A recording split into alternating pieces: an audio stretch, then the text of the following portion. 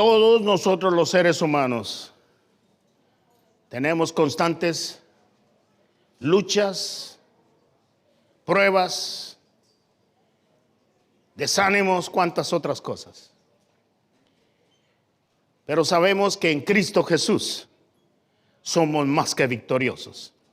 Y cuando usted y yo nos disponemos a venir a alabar al Señor, aquí o en cualquier lugar donde estemos, todas esas problemáticas que tenemos se disipan. Se disipan porque la adoración nos hace concentrarnos en el Señor. La palabra nos hace concentrarnos en el Señor. Su presencia comienza y nos arropa.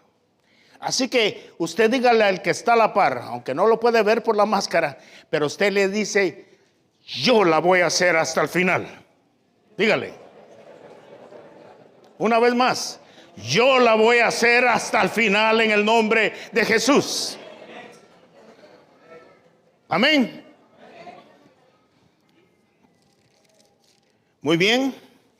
En esta preciosa mañana agradecemos al Señor que nos permite congregarnos y poder no solo exaltar y glorificar su nombre, sino que también poder compartir la palabra del Señor. Estemos atentos porque el Señor sigue hablándonos a través de su preciosa palabra y a través de la exposición del mensaje que ha de darse el día de hoy.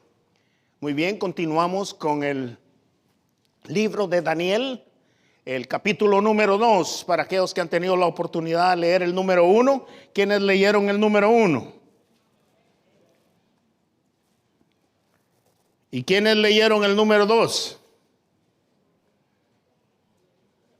Eso está muy bueno, que siempre estén pendientes de leer lo que se anticipa, porque lo dijimos que vamos a tener una serie del libro de Daniel, y es bueno que usted se anticipe y comience a orar para que el Señor siga haciendo la obra de revelación para su vida. Sabemos, ¿verdad?, que la palabra del Señor es profética, y en específico este libro es profético también. Así que vamos a ir a Daniel y vamos a estar hablando de Daniel 2, del 1 hasta el 49, para que ustedes sepan el contexto de todo lo que se va a platicar el día de hoy.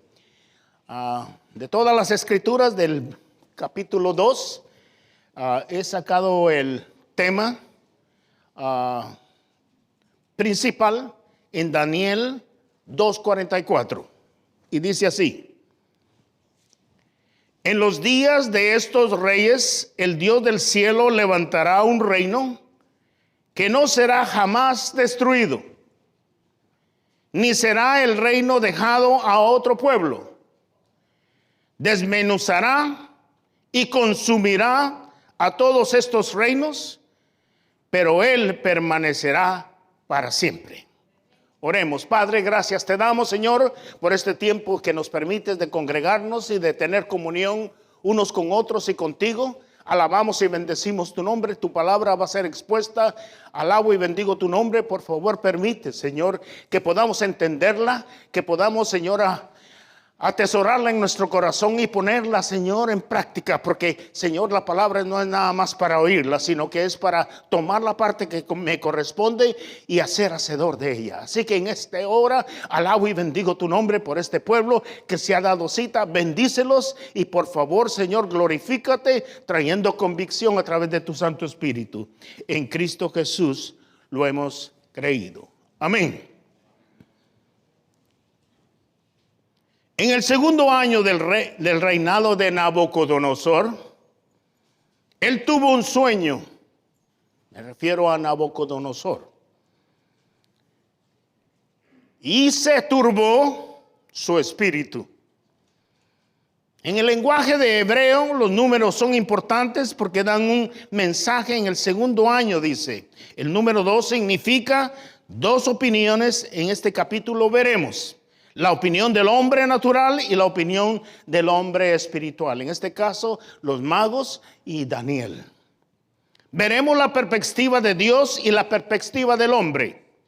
Solo cuando entendemos las cosas desde el punto de vista de Dios, podemos someternos a la situación que nos enfrentamos. Orar y ayunar es una buena práctica para entender. La iglesia estamos sintonizados en la oración y en el ayuno. Querido hermano, amén. ¿Está usted ayunando? ¿Está usted orando? Porque de esa manera usted y yo dependemos de Dios y vemos la mano poderosa de Él a favor de sus hijos. Esto me lleva al primer punto, el imperio babilónico. Para dar contexto del imperio babilónico, fue un pueblo muy destacado. Un imperio que cultivó las ciencias y las matemáticas, se destacaron en geometría y en álgebra, inventaron el calendario lunar. ¿Sabía usted que el calendario que hoy en día nosotros tenemos trajo su origen en ellos? Un año tiene 12 meses, un mes tiene 4 semanas, una semana tiene 7 días y un día tiene 24 horas. Y una hora 60 minutos. Aquí estamos usando el calendario babilónico que fue creado en el año 1890 antes de Cristo, casi 4,000 años antes de nuestro tiempo. En la religión, los babilonios o babilónicos eran muy supersticiosos. Creían en los astros, que les marcaban el destino. Se llamaba astrología o horóscopo. ¿Are you familiar con los horóscopos? ¿Quién está familiarizado con horóscopos? Conocemos de horóscopos, ¿verdad? Con respecto a la astrología, las escrituras prohíben estas prácticas. Deuteronomio 18:10 dice: no sea hallado en ti quien practique la adivinación.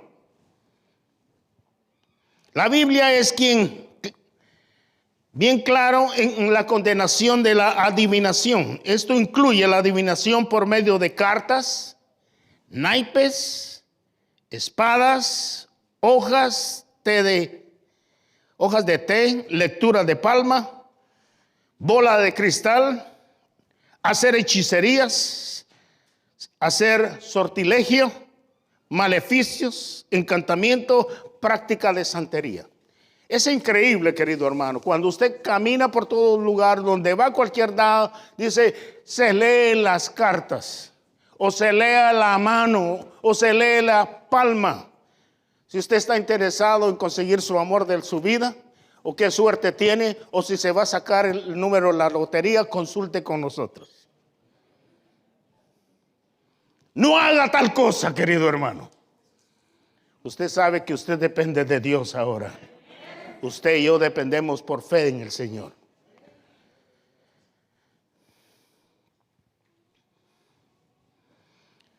Primera de Timoteo 4:1 lo dice. Pero el Espíritu dice claramente que en los postreros tiempos algunos apostatarán de la fe, escuchando espíritus engañadores y doctrinas de demonios. Participar y recibir información que proviene del ocultismo son doctrinas de demonios. Ni le dé la vuelta, porque usted ha sido sellado por el Señor. Y usted es portador del Espíritu Santo. Amén, querido hermano.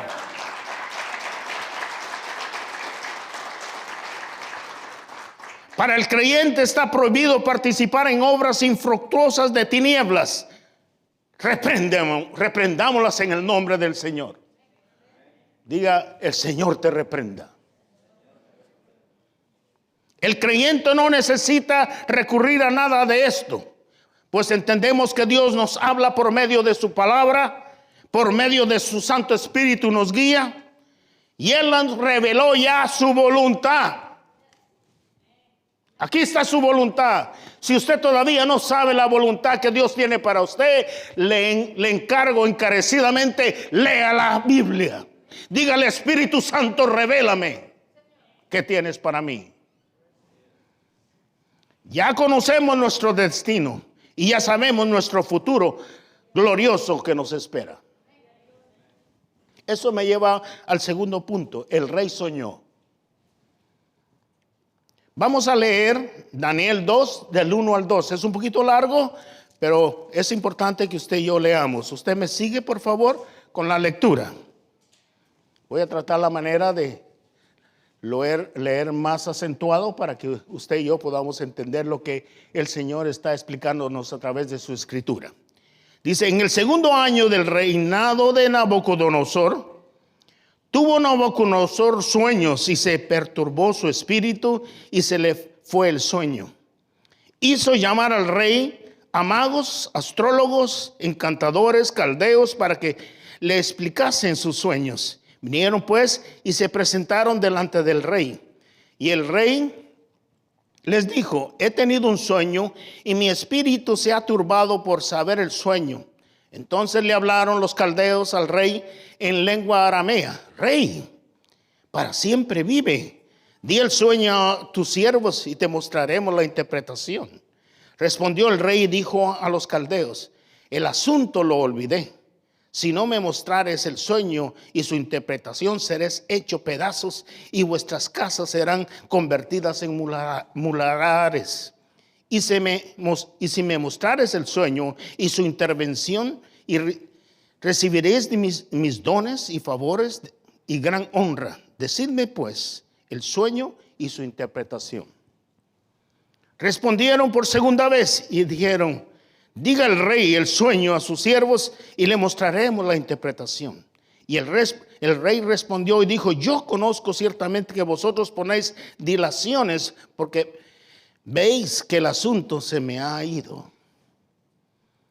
Si no me mostráis el sueño, una sola sentencia hay para vosotros. Ciertamente prepararéis respuesta mentirosa y perversa para decir delante de mí, entre tanto que pasa el tiempo. Decidme pues el sueño para que yo sepa que me podáis dar su interpretación. Los caldeos respondieron delante del rey y dijeron, no hay hombre, óigame, no hay hombre sobre la tierra que pueda declarar el asunto del rey. Además de eso, ningún rey, príncipe ni señor preguntó cosa semejante a ningún mago, ni astrólogo, ni caldeo, porque el asunto que el rey demanda es difícil.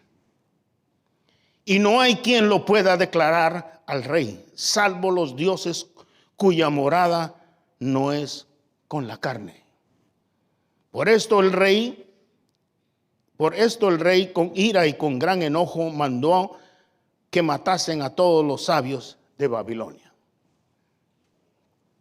El rey era un pensador y le vino una incertidumbre por el futuro. Él estaba preocupado por venir y quedándose dormido tuvo este sueño. ¿Cuántas veces a usted se ha preocupado por su futuro? ¿Qué va a suceder el día de mañana? ¿Qué va a suceder de aquí a un mes? ¿Qué va a suceder de aquí a un año? ¿No nos preocupamos por nuestro futuro? Deleítate en Jehová y dice, Él concederá los deseos de tu corazón. A veces nos ponemos a pensar y tenemos muchos sueños, pero no incluimos a Dios. Y es importante que tú y yo, ahora que tenemos el Santo Espíritu de Dios y sabemos que la palabra no puede salirse de su concepto, somos y pertenecemos a Él porque Él en esa cruz del Calvario pagó el precio por ti y por mí. Y Él desea bendecirte y bendecirme. El sueño perturbó al rey. La palabra en el original dice que la palabra perturbar viene de la raíz campana. El sueño le sonaba y le sonaba y le sonaba en su mente como una campana. Pero no podía recordarlo porque él sabía que había tenido un sueño. ¿Cuántas veces a usted y a mí nos ha pasado que tenemos un sueño y cuando nos levantamos, ¿qué estaba soñando? No me acuerdo. A veces soñamos bastantes pesadillas, ¿verdad? Porque hemos comido muchísimo una noche antes. Y mayormente si nos echamos doble queso con la pizza o cualquier otra comida, un pedazo de carne bien gruesa. En la noche es saludable comer livianito para que usted pueda ir a descansar. El buen desayuno y el almuerzo es lo mejor para usted y para mí. No le estoy dando clases de dietética, pero ese es lo más real. Ni se le ocurra comer mucho en la noche, por favor.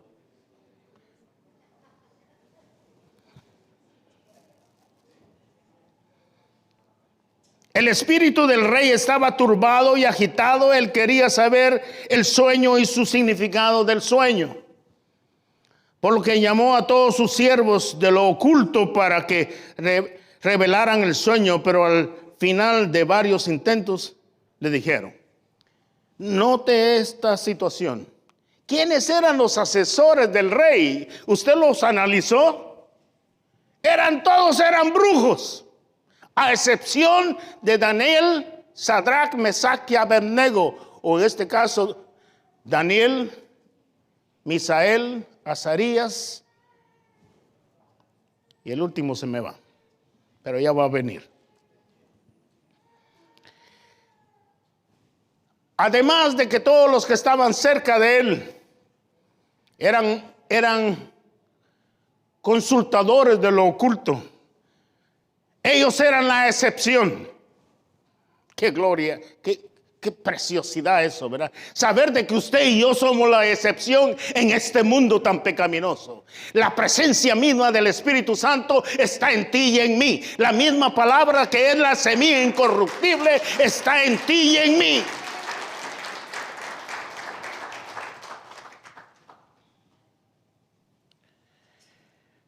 Qué bonito lo que dice aquí. No hay hombre sobre la tierra que pueda declarar el asunto al rey. Inmediatamente el rey publicó un edicto de que los sabios fueron llevados a la muerte, y buscaron también a Daniel y a sus compañeros para matarlos. Este incidente preparó el camino para Daniel, y así apareciera él en la escena. Hay momentos que vamos a estar apretados, hay momentos que hay confusión, hay momentos que no sabemos qué hacer, pero en ese mismo momento es cuando el Señor te hace florecer, si tú has estado en una situación que no la entiendes. Perseveremos en Cristo Jesús. Daniel solicitó una audiencia con el rey y se le concedió. Daniel llevó a su casa y fue a su casa y llamó al grupo de oración en la aflicción. Estaba afligido. ¿A quién no nos vamos a afligir por situaciones que nos pasa, que no sabemos a veces cómo salir hacia adelante? Estos tres compañeros que eran Ananías, Misael y Azarías, ahora sí los estoy diciendo correcto, Ananías, Misael y Azarías, que eran los nombres hebreos. ¿A quién llamas tú cuando estás afligido para tu oración? ¿A quién llamas? Amén. ¿Tienes un grupo de hermanos para que te ayuden en la oración? ¿O somos llaneros solitarios? A mí nadie me va a decir, solo el Señor. Momento. Hay momentos que tenemos que compartir con el cuerpo. Por eso tenemos los grupos de oración. El grupo de oración debe de cultivarse, por favor. Todos tenemos que depender del Señor y unos de otros en el cuerpo del Señor. ¿Puedes confiar tú en ese grupo de oración? Nosotros tenemos un grupo de oración acá. Y ese grupo de oración son hermanos y hermanas que aman al Señor y son dedicados al Señor. Y cada vez que se les dice que hay una necesidad, inmediatamente la presentamos delante del Señor. Y hemos visto la mano poderosa de Dios respondiendo favorablemente.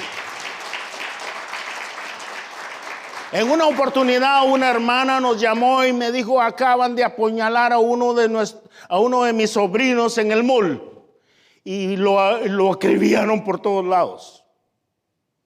Por favor, intercedan por él. Comenzamos a interceder para que el Señor se glorificara. ¿Sabe qué pasó? El Señor lo sacó adelante después de haber estado perforado por todos lados. El muchachito ni tenía chance de sobrevivir. Pero Dios le concedió la oportunidad, aunque en el momento le dijimos que viniera a la iglesia y que buscara del Señor, y sabe que hizo: no, bien, gracias, estoy bien aquí. Ingrato, malagradecido. Pero el Señor nos contestó, y tarde o temprano el Señor le va a mostrar el milagro que le hizo a su vida.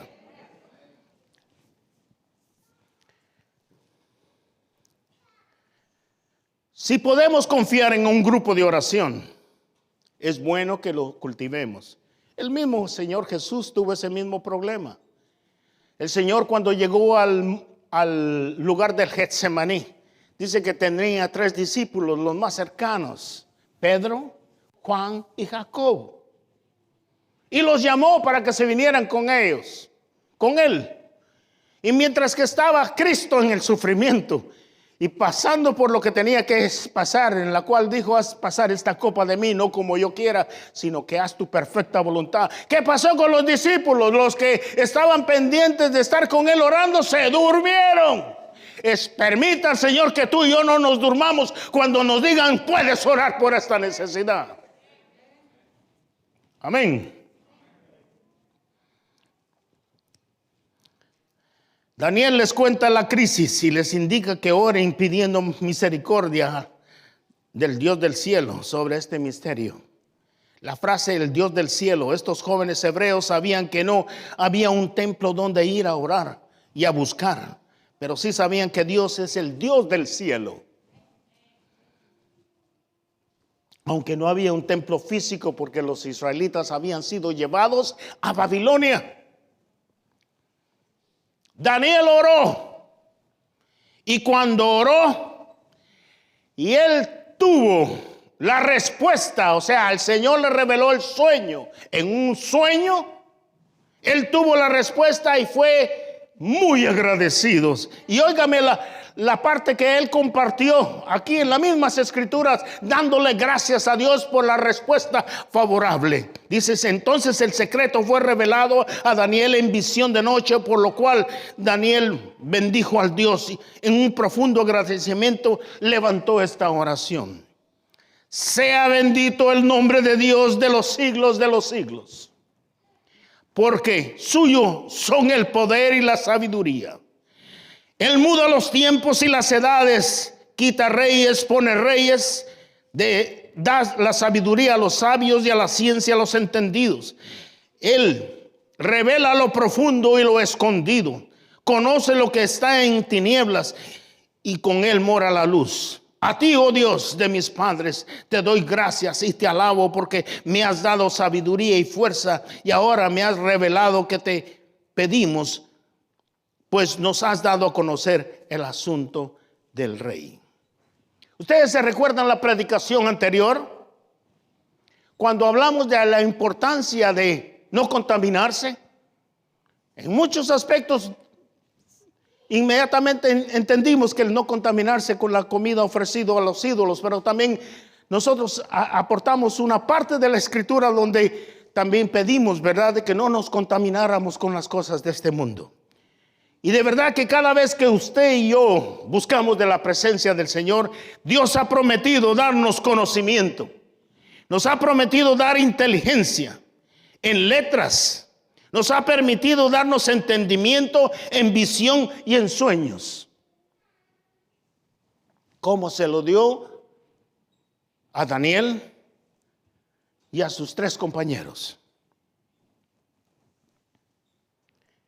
Inmediatamente cuando él recibe la revelación, se presenta delante del rey, y el rey lo indaga y le dice: ¿podrás tú hacerme conocer el sueño que vi y su interpretación?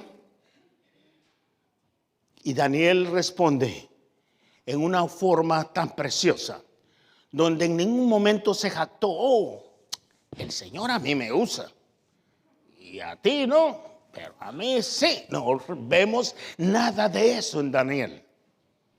¿Qué fue lo que hizo Daniel? Mire la forma que responde. En el versículo 28 dice: hay un Dios en los cielos, el cual revela los misterios, y a él Ha hecho saber el rey Nabucodonosor lo que ha de acontecer en los postreros días. Cuidado con jactarnos, hermano y hermana.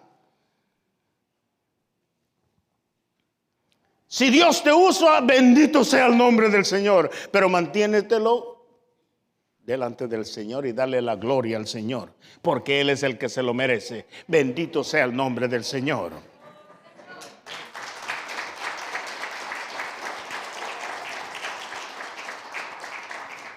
Daniel dice aquí tu sueño y tus visiones que has tenido en tu cama.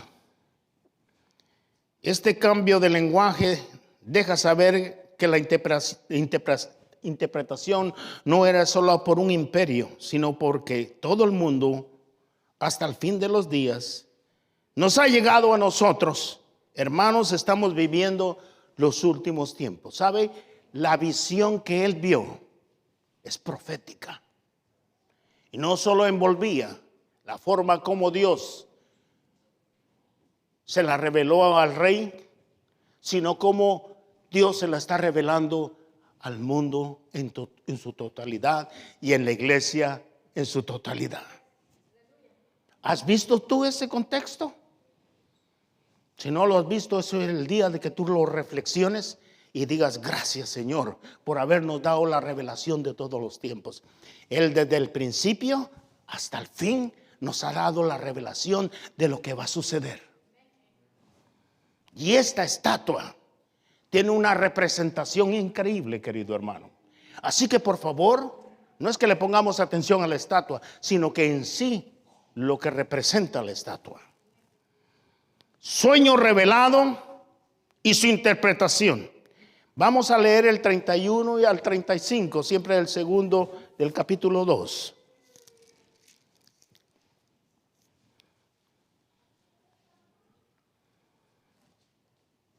Perdón, del 31 al 35.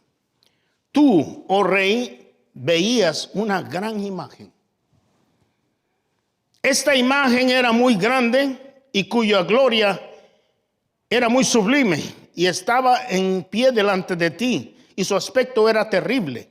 La cabeza de esta imagen era de oro fino, su pecho y sus brazos de plata, su vientre y sus muslos de bronce, sus piernas de hierro, sus pies en parte de hierro y parte de barro cocido, estando mirando hasta que una piedra fue cortada, no con mano, e hirió la imagen en sus pies de hierro y de barro cocido y la desmenuzó.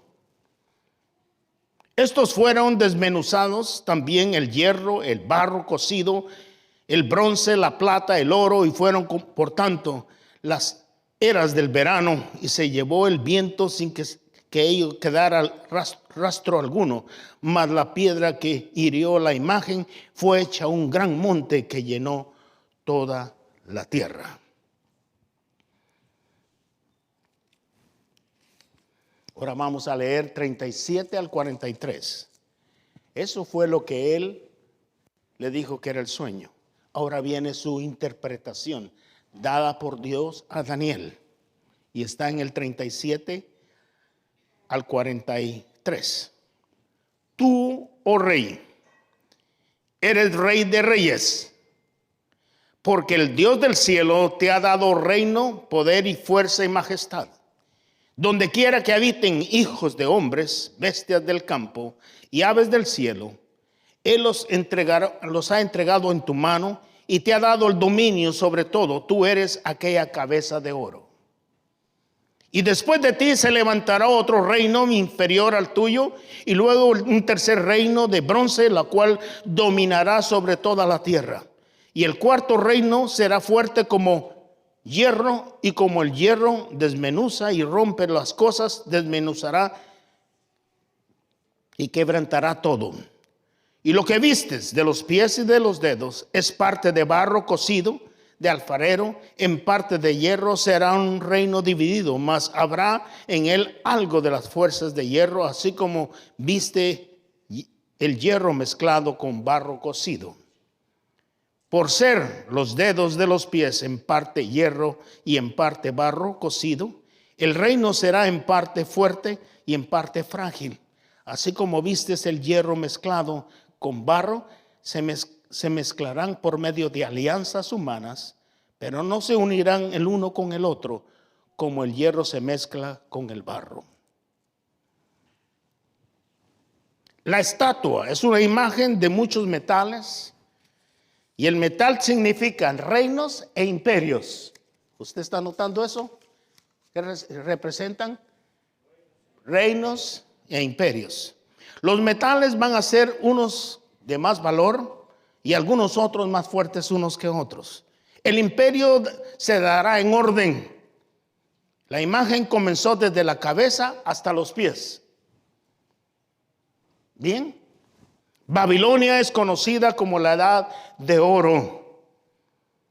Babilonia fue establecida en el año 506 a 539 antes de Cristo. Aproximadamente tuvieron su imperio 66 años. Y si usted lo quiere averiguar, Daniel 2:38 lo dice, la cabeza de oro. Daniel inicia la interpretación: tú eres aquella cabeza de oro. Tú, oh rey, rey de reyes, porque el Dios del cielo te ha dado reino, poder, fuerza y majestad. Y donde quiera que habitan los hijos de los hombres y bestias del campo, aves del cielo, Él los ha entregado en tu mano y te ha dado el dominio sobre todo. Imagínese, alguien diría, bueno, el presidente que está hoy de usted, aunque usted no lo crea, y el que está en nuestros países, Dios ha permitido que estén esos individuos ahí. Y por eso tenemos que orar por ellos, porque Nabucodonosor no era ningún hijo de Dios, no era ningún siervo de Dios, pero sin embargo Dios gobernaba poniéndole estrecho la situación. Y le puso como consejero a Daniel, Sadrach, Mesach y Abednego. Ya.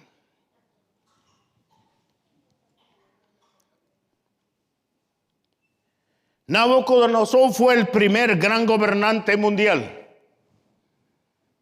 que casi logró hacer lo que muchos imperios han deseado hacer, y es gobernar el mundo entero. Él formó el gran gobierno totalitario. Aquí vamos a meternos un poquito en política, pero mi intención no es hacerlos dormir, pero es importante que usted y yo entendamos un poquito, ¿ok? Él buscó unificar todas las tribus, las lenguas, los pueblos de su reino, y también intentó instituir una religión mundial. Con el imperio de Nabucodonosor se inició el llamado tiempo de los gentiles. ¿Por qué tiempo de los gentiles? Porque el Señor por un momento quitó su mirada de Israel y lo puso en los gentiles. ¿Quién era Nabucodonosor? Un gentil así como nosotros. Así se llama el período de los gentiles. Tiene dominio sobre el mundo, incluyendo el pueblo judío. Tenía al pueblo judío bajo su misión. En Lucas 2:24 describe que este período en Jerusalén será hollado por los gentiles hasta que los tiempos de los gentiles se cumplan. En otras palabras, Israel, estás en stand-by, estás tranquilito aquí hasta que se arregle la situación contigo. El Señor es un Dios misericordioso, es un Dios justo, pero también es juego consumador. No estemos jugando con Dios, querido hermano y hermana. En este tiempo Dios no trataría monárquicamente con el pueblo de Israel, aunque el enfoque histórico siempre ha sido Israel. Israel es la niña de sus ojos. Nosotros no somos el pueblo de Israel, nosotros somos la iglesia del Señor. Muchos confunden y dicen, nosotros somos la Israel espiritual. No, sálgase de ese error. Usted y yo somos la iglesia redimida por el Señor y estamos viviendo en el tiempo de la gracia. Bendito sea el nombre del Señor. En algunos siglos Israel quedó siendo un pueblo de la calle. No tenía un territorio que pudiera llamar mi casa, mi nación. El pueblo israelita estaría homeless, vagabundo. Pero esto terminó El 14 de mayo del año 1948. ¿Por qué me acuerdo? Porque es el año que yo nací. 1948. Ya ha corrido mucho. O sea que yo tengo un cierto acercamiento a ese tiempo. Lo identifico, 1948. El 14 de mayo, una vez más, Israel fue establecido en el lugar donde están. Y la ONU hicieron el voto. Y cuando votaron hay otra peculiaridad. Y no se me pongan celosos, por favor. Guatemala fue el que dio el voto que faltaba para que Israel se constituyera de nuevo nación. Démosle un aplauso a Guatemala.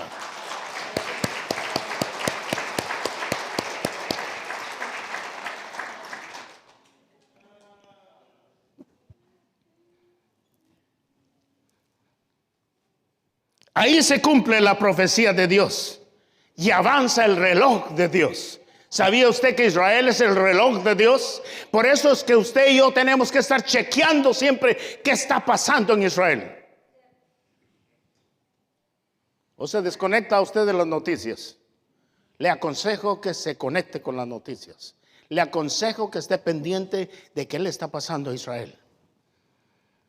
Isaías 54:7 dice: por un breve momento te abandoné, pero con gran compasión te recogí. Refiriéndose a Israel.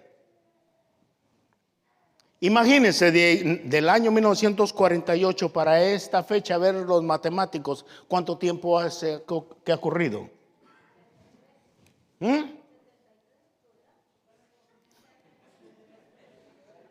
¿Verá que no saben matemáticas ustedes? La gran... Tienen que saber matemáticas también, ¿eh? Por eso le digo que estamos viviendo los últimos tiempos, querido hermano. Una generación es de 70 a 80 años y usted y yo todavía estamos jugando a este mundo. Y los tiempos se están acercando al final. Cuando dice que la higuera comienza ¿a qué? A florecer, a reverdecer. ¿Y acaso la higuera no ha comenzado a reverdecer? ¿Acaso usted no ve los logros tremendos que tiene Israel? En 70 años han hecho algo que nunca otra nación ha hecho. Se ha vuelto una potencia tremenda. Y eso es porque Dios lo ha permitido.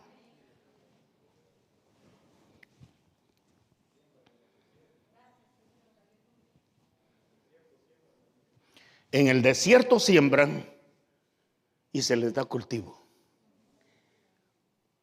O sea que han encontrado formas de cómo Dios los está bendiciendo, porque Dios los llevó de vuelta. Si usted y yo estamos en la tierra de Dios, o sea, me refiero en el contexto de la cobertura del Señor, por seguro que el Señor nos va a dar fruto y nos va a bendecir.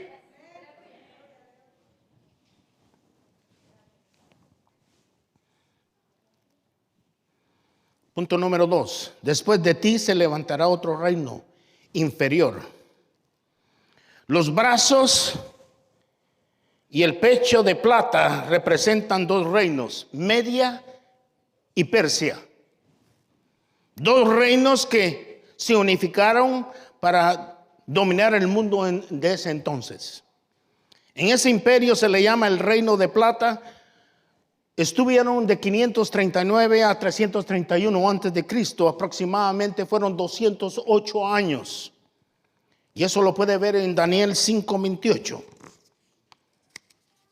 El tercer reino, el vientre y los muslos, conocidos como el reino de bronce. Este fue el imperio griego que duró 331 a 178 antes de Cristo.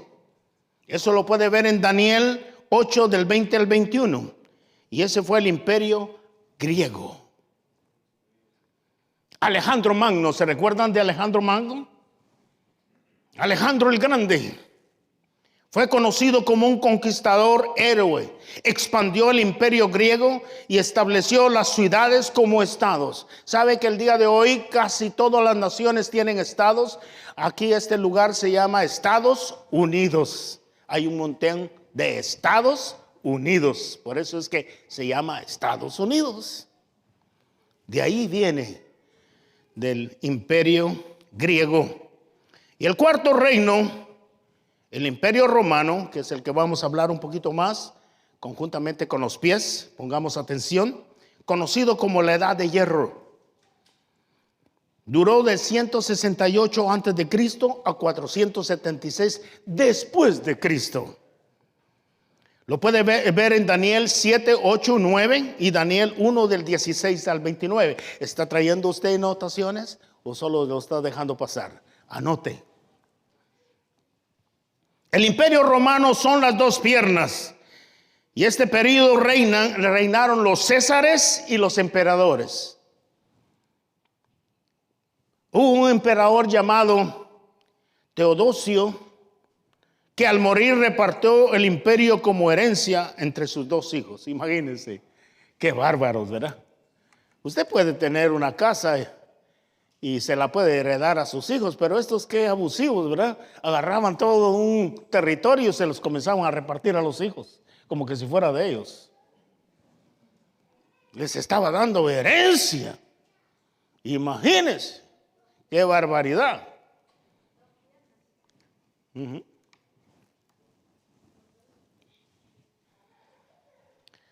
Uno se quedó con el imperio romano de Occidente y el otro con el Oriente, que representan las dos piernas.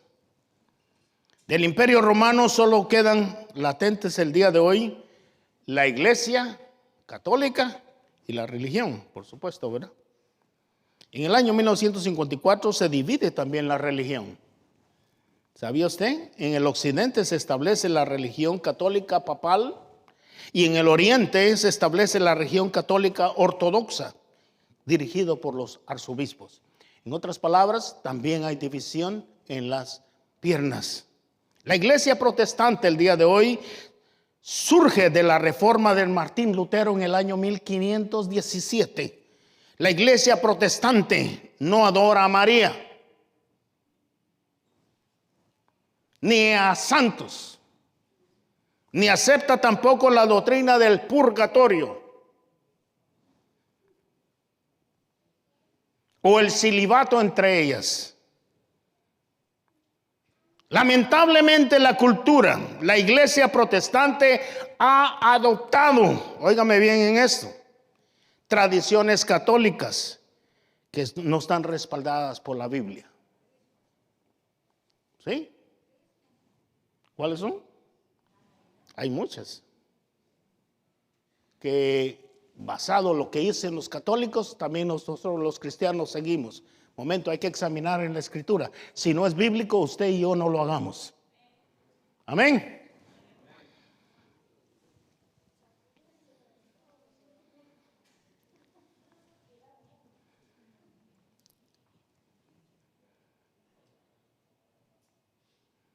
No están respaldadas por la Biblia. Entonces, ¿dónde estamos? ¿Dónde está el imperio romano al día de hoy?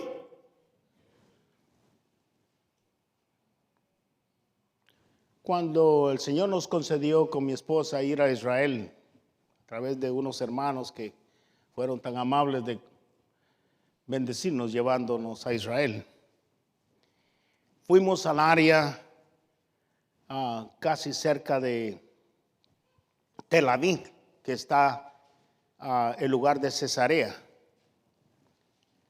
Y también fuimos a otro lugar más cerca del Mar Muerto, otra región donde estaba un palacio del rey Herodes.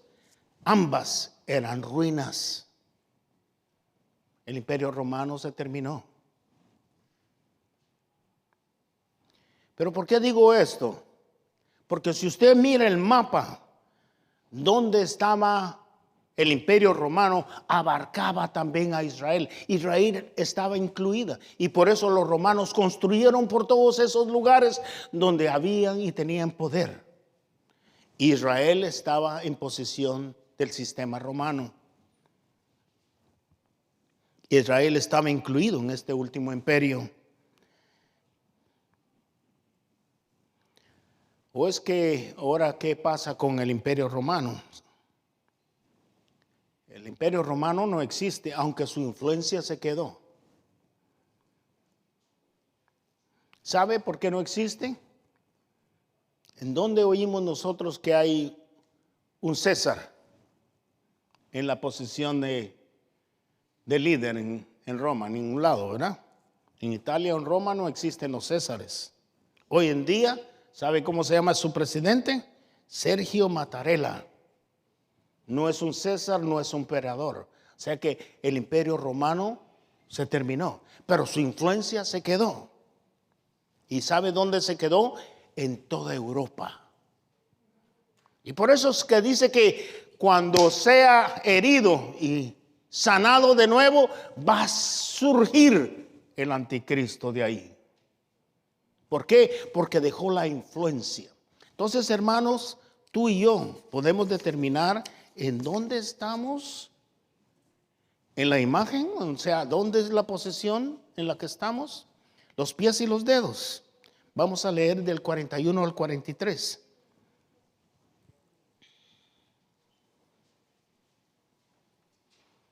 Y lo que viste de los pies y de los dedos es parte de barro cocido del alfarero, en parte de hierro. Será un reino dividido, mas habrá en él algo de la fuerza de hierro, así como vistes el hierro mezclado con el barro cocido. Y por ser los dedos de los pies en parte de hierro y parte de barro cocido, el reino será en parte fuerte y en parte frágil. Así como vistes el hierro mezclado con barro, se mezclarán por medio de alianzas humanas. Alianzas, anote ahí, alianzas humanas, pero no se unirán el uno con el otro, como el hierro se mezcla con el barro. Hay un dicho el día de hoy: gigante con pies de barro. Este es el caso de la estatua de Nabucodonosor. Era asombrosa la apariencia de la estatua, pero su base era muy frágil. Los pies aún contienen el hierro y el hierro de las piernas aún continúan, pero esta vez están mezclados con el barro, el resto de los pies y de los dedos. ¿Cuántos dedos dice que tiene? 10. Y de esos 10 dice que habrán 10 reyes. Y después la Biblia en Apocalipsis dice: después serán 3. Y en medio de los 7, van a ser eliminados 3 y 7 quedarán. En medio de los 7 surgirá uno. También Apocalipsis lo simboliza con cuernos, pero esta imagen está simbolizada con pies, que representa lo mismo, que son 10 reyes. Los estudiantes de la historia saben que este reino romano fue derrotado por el Imperio Otomano en el año 1453, pero el mismo Imperio Otomano termina en el año 1922, cuando la influencia de la Revolución Francesa llamó a cambiar el imperio por el nacionalismo. O sea que ya no iban a haber imperios, sino que ahora van a haber naciones. En la Primera Guerra Mundial, el Imperio Otomano fue destruido cuando Turquía se convirtió en república. De ahí surge el movimiento para los otros países. Se independizaron y se cambiaron a naciones con fronteras geopolíticas propias. Entonces, ¿qué de los pies? Los pies son una extensión del hierro, pero no solo el hierro, sino del barro, que son la influencia de las naciones que han recibido los imperios anteriores. ¿Se está ubicando un poquito? O sea que muchos dicen: bueno, en los Estados Unidos no tiene parte. No tiene parte. Es en Europa. Tal vez influencia sí tiene, pero parte directa no tiene. Son las 10 naciones en Europa donde tenían la influencia romana. De ahí va a salir el anticristo. ¿Usted está preparado? Usted no quiere ver al anticristo, ¿verdad? Estamos entonces sintonizados con el Señor. Tenemos el aceite que el Señor nos ha dicho. Estamos orando, estamos ayunando, estamos buscando del Señor, porque no queremos llegar ni a la tribulación ni a la gran tribulación. Queremos estar en la presencia misma de Dios. ¿Y cómo se va a lograr? Cuando usted y yo estamos en rectilínea delante del Señor.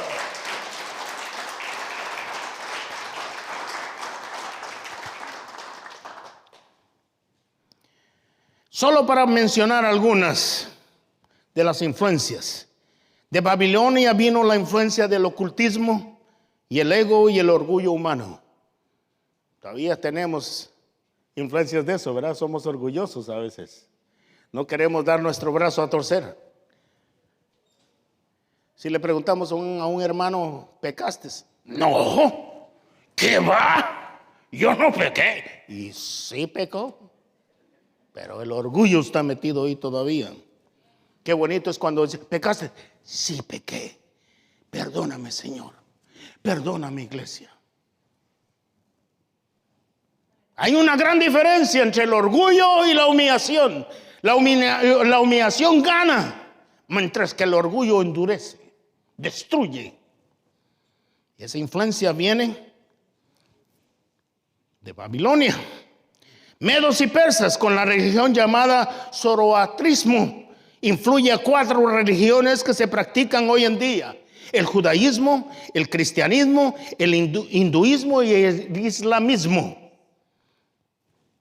Imagínense, todos los ismos.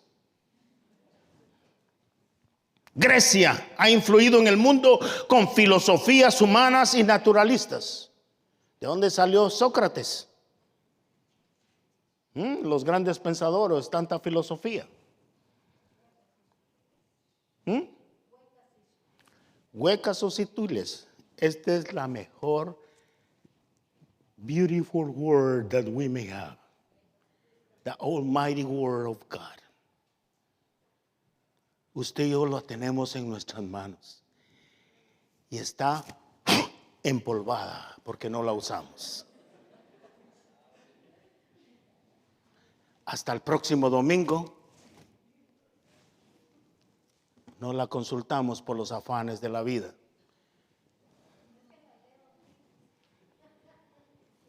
Porque la leo en este aparatito, dice.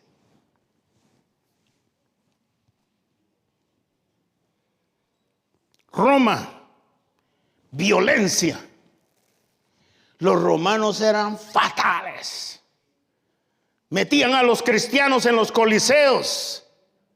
Cuando no declaraban que el César era el Dios, se iban al coliseo y los leones o los gladiadores destruían a todos aquellos. Todavía, bendito sea el nombre del Señor, que todavía nosotros no estamos en una situación donde nos van a perseguir todavía, pero viene pronto. ¿Estamos preparados? ¿O estamos pasando el tiempo muy bien, gracias?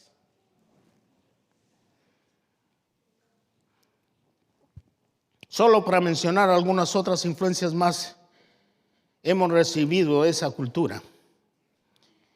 En los pies, el poderío del imperio se ha dispersado y se ha distribuido tomando forma de naciones. En las naciones se han formado colisiones, y esta es la unión de naciones o bandos después de la Primera y la Segunda Guerra Mundial. Pero ahora en el siglo XXI se ha aceptado el concepto de la globalización. ¿Ha oído aumentar usted eso? La globalización. Y es ahí donde realmente el enemigo va a usar todas esas situaciones. ¿Sabe? De una u otra manera Dios lo ha permitido, pero esta situación de la pandemia y las otras situaciones de la guerra en Ucrania y cuantas otras cosas nos están poniendo en estrecho.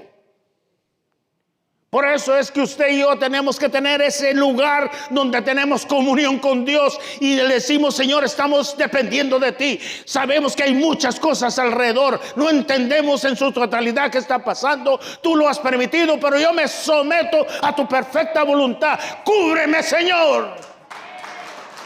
Protégeme, Señor.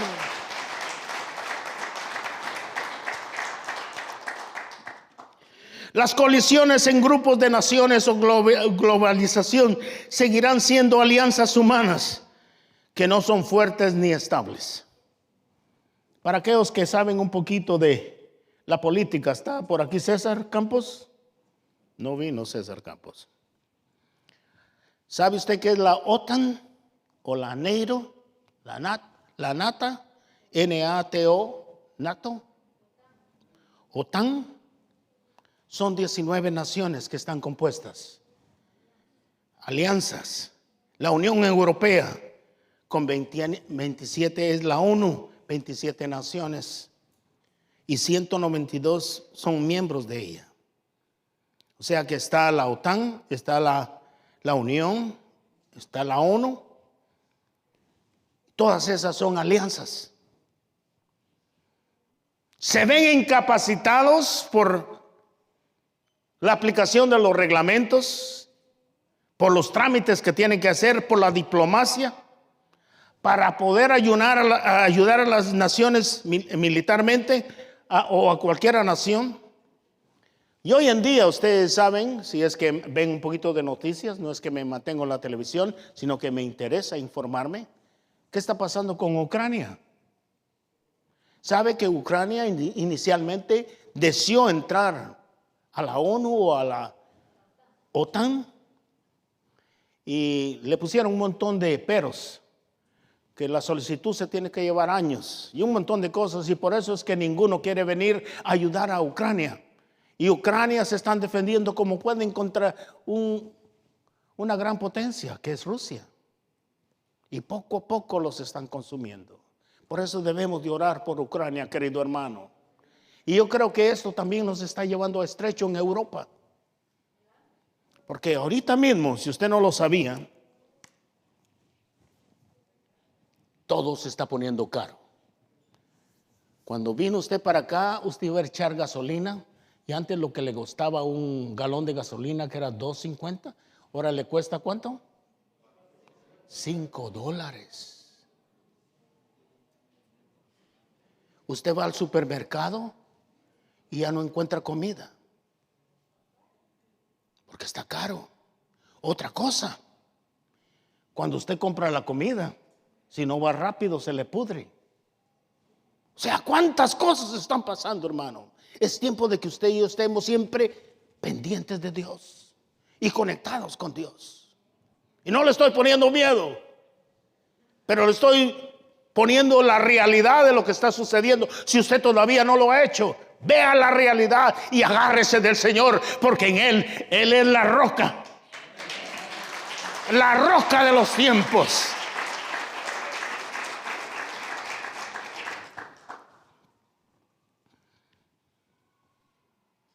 La palabra nos muestra que cuán débiles e imperfectos somos como hombres. Construimos alianzas que no trabajan. De alguna de estas organizaciones ya mencionadas o una combinación de ellas se levantará una confederación de 10 naciones o 10 reyes, como mencionaba, los 10 dedos.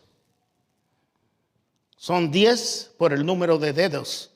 Y estos 10 gobernarán juntos. Daniel 7:24, cuando usted tenga oportunidad de leerlo. Así saldrá el anticristo. En Apocalipsis 13, si usted lo va a leer a casa, dice: el final del tiempo se incrementará el caos y la maldad, pues saldrán demonios para destruir la humanidad. Sabe que se van a soltar, el Señor va a permitir muchos demonios que salgan para poner a toda la gente en zozobra. Pero bendito sea el Señor que tú y yo estamos bajo la cobertura de la misma presencia de Dios. Cuando dice que el que habita al abrigo del Altísimo morará bajo la sombra del Omnipotente. Diré yo: esperanza mía, castillo mío, mi Dios en quien confiaré.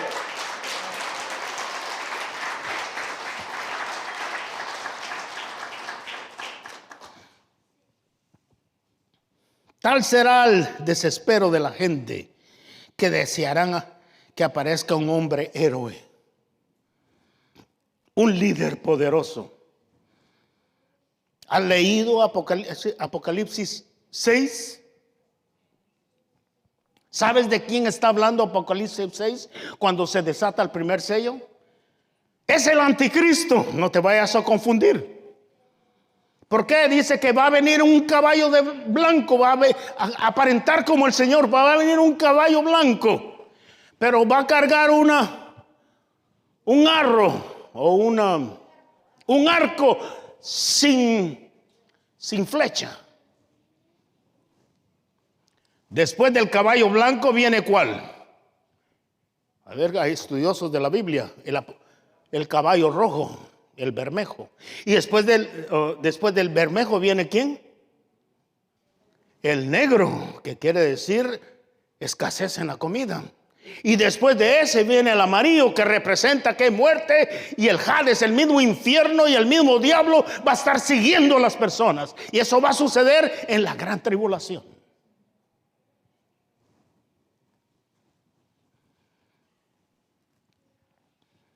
Un héroe, un líder poderoso. Este será un hombre empoderado por el mismo Satanás, y todos empezarán a admirarlo y seguirlo y adorarlo.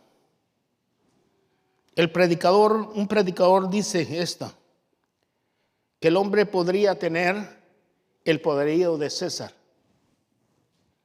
el ingenio militar de Alejandro el Grande, o la verba de Adolfo Hitler, o el carisma de Bill Clinton. Estas alianzas del anticristo, de los reyes, tienen un propósito.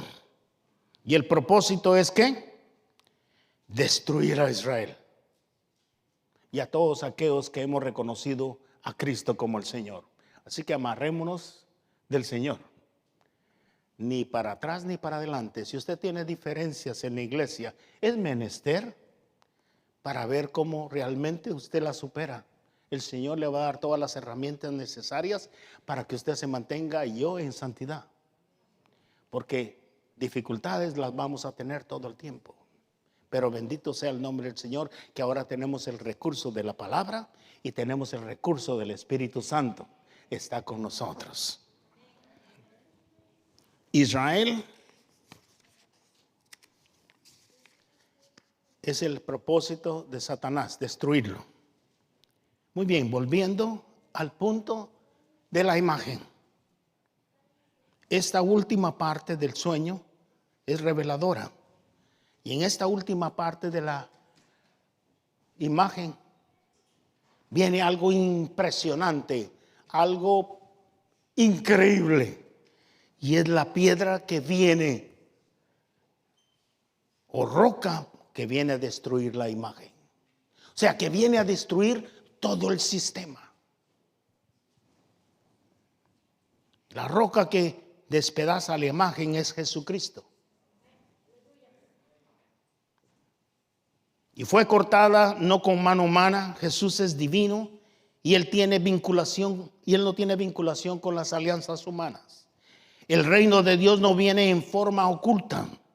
Todo ojo lo verá mientras que se esté dando el arrebatamiento de la iglesia.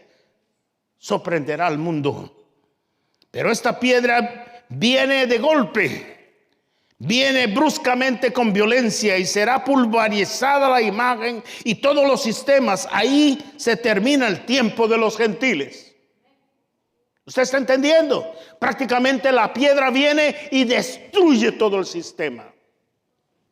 Aunque usted no lo crea, todavía estamos viviendo bajo el sistema babilónico, porque ha influenciado hasta el día de hoy.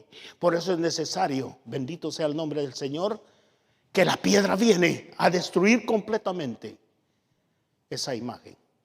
Ya se me están durmiendo por ahí. Déjenme ir a ponerles un alfiler a los que se me están durmiendo. Bendito sea el nombre del Señor. Yo sé que la profecía es un poquito difícil de entenderla, pero es menester que seamos conocedores de ella. Póngase de pie un momentito, por favor. No creo que no lo miro desde aquí.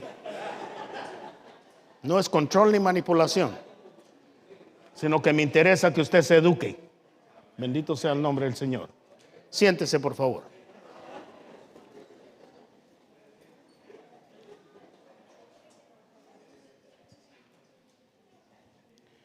Anote esto, que es importante.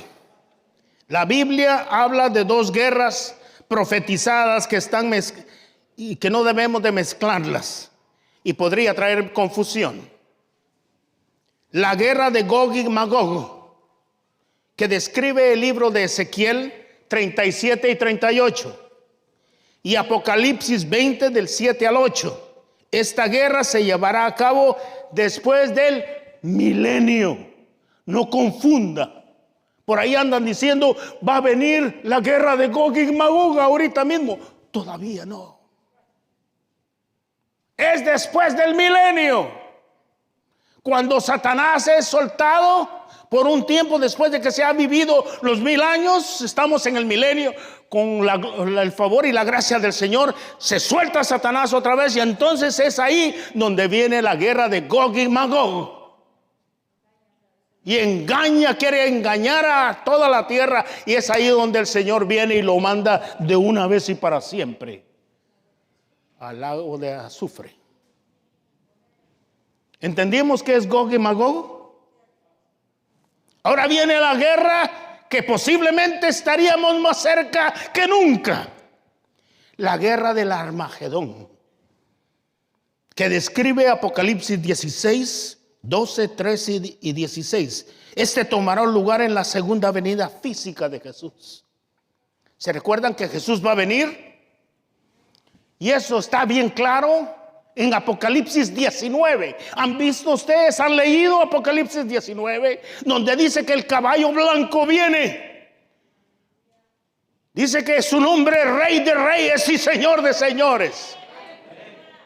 Viene con la sangre de aquellos mártires.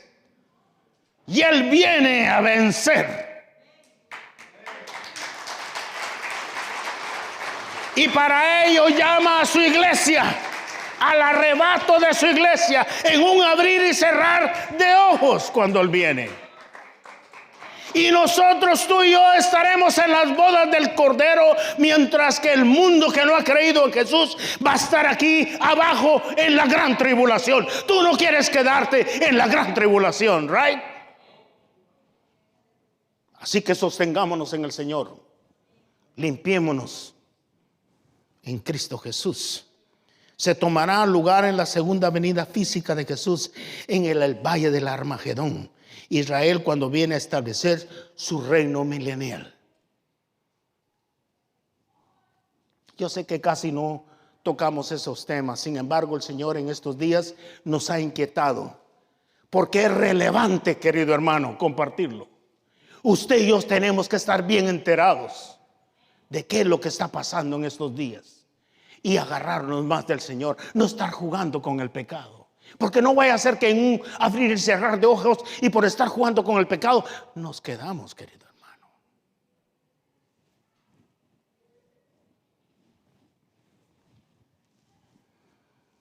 Entendemos que después del arrebatamiento de la iglesia inicia la última semana 70 de Daniel. En este tiempo la humanidad está sufriendo los juicios de la tribulación y la gran tribulación.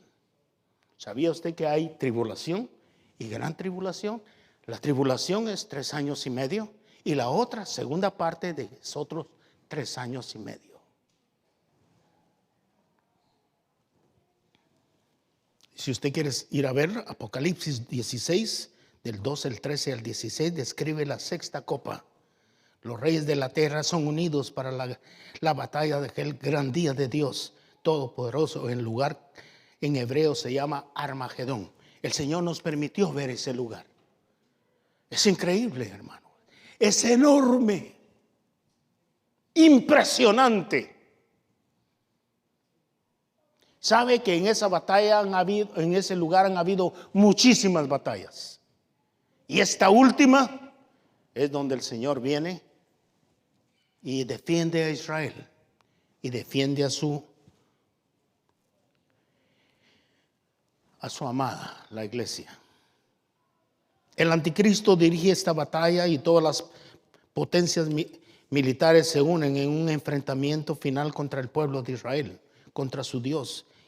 ¿Quieres saber dónde tú estás? Lee Apocalipsis 19 y lo sabrás. La roca, la piedra es Jesucristo. Dejemos que la misma escritura nos lo explique.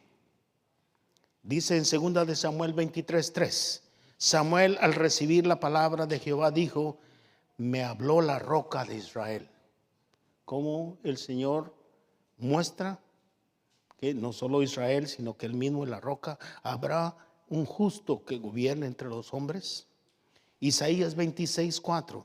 En Dios el Señor tenemos la roca eterna. Y Lucas 20:18 nos dice: la piedra que desecharon los edificadores ha venido a ser la cabeza del ángulo. Todo aquel que cayere sobre aquella piedra será quebrantado. Sobre quien ella cayere la desmenuzará. Por eso es que cuando viene la piedra, que es Cristo Jesús, desborona todo el sistema en el cual el hombre ha vivido y está acostumbrado. 1 Pedro 2:6 dice las Escrituras: he aquí que pongo en Sión la principal piedra del ángulo, escogida, preciosa, el que crea en Él no se avergonzará. Yo creo que está muy caliente aquí, por eso se me están durmiendo, ¿verdad?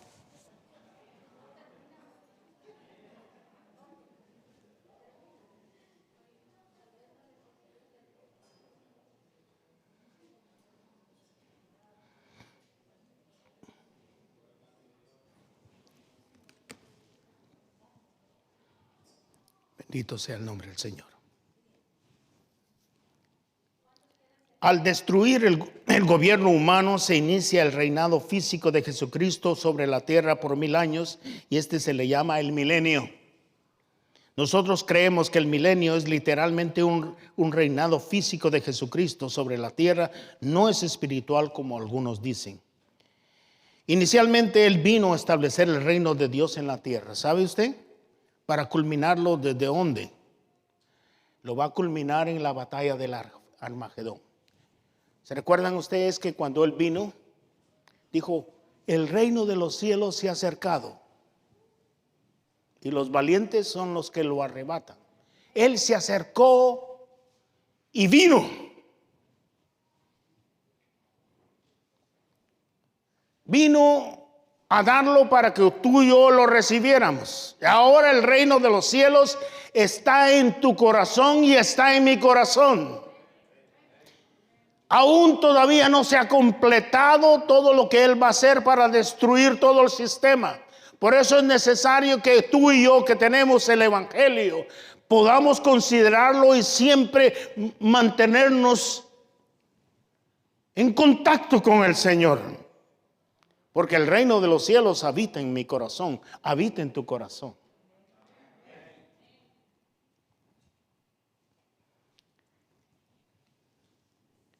¿Estamos seguros que todos los que estamos aquí hemos recibido la salvación? ¿Que caminamos conforme el favor y la gracia del Señor? ¿Que su sangre nos ha limpiado de todo pecado? ¿Que nos ha redimido de toda maldad? Créame, querido hermano, este mensaje no es para asustarlo, sino que es un mensaje en la cual usted como iglesia tiene que entenderlo. Yo diría que es un mensaje escatológico. Imagínese, esto muestra el control absoluto que tiene Dios sobre la tierra. Él le dio a Daniel la visión y le mostró toda la línea de imperios y naciones que iban a surgir. ¿Acaso no se ha cumplido? Al día de hoy nosotros estamos, yo diría que en la situación de los pies. Estamos esperando el desenlace de la situación. Todo lo que hemos oído ha traído cumplimiento. Por eso es que la palabra es profética, y cuando tú y yo la aplicamos a nuestras vidas, vamos a ver el resultado, que el Señor es el Rey de reyes, Señor de señores. Él es el primero y el último. Él sabe todo lo de este mundo. Individual también conoce nuestras vidas. El propósito de enseñar la profecía en los últimos días Hermano, no es para sembrar temor o miedo o ansiedad a su vida. El propósito de la enseñanza es profética para compartir esperanza.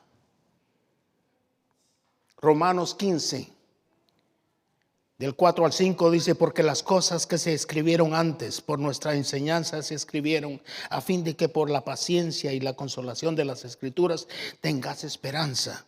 Pero el Dios de la paciencia y de la consolación os dé entre vosotros un mismo sentir según Cristo Jesús. Hermanos, con paciencia corramos la carrera que nos queda por delante, ya que falta muy poco. Falta muy poco. Tengamos esperanza que el reino de los cielos es seguro, es estable, es fuerte, es inconmovible. Pongámonos de pie, por favor. Hay promesas para los que perseveren. El vencedor dice que se le dará la corona de la vida. Y todo esto es necesario que tú y yo lo entendamos. No sé si habías tenido oportunidad de escudriñar esta parte de la Escritura, donde muestra la imagen, los imperios y cómo realmente Dios ha venido puesto en su lugar todas las situaciones. Si no lo habías tenido, gloria a Dios, porque el día de hoy fuiste capacitado. Pero si ya lo tenías, te enriqueciste en el Señor el día de hoy. Así que voy a pedir favor a todos aquellos que aman a Dios y que quieren perseverar hasta el fin, que pasen al frente. Todos aquellos que aman a Dios y quieren perseverar hasta el fin,